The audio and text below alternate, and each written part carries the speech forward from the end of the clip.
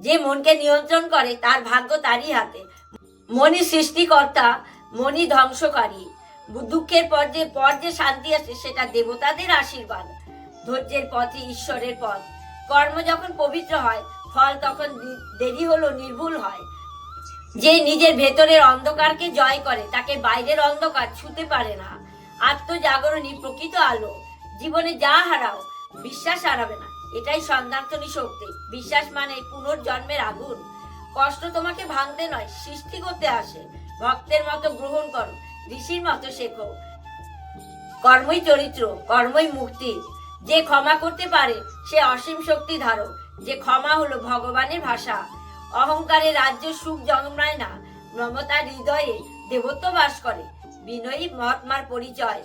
যে পথে ধর্ম আছে সেই পথে ভয় থাকে না। ধর্মই যাত্রার রক্ষা কবচ। নিজের আত্মাকে জাগাও, বিশ্ব তোমার পথ খুলে দেবে। আত্মজাগরণী সৃষ্টির সঙ্গে একাত্মতা।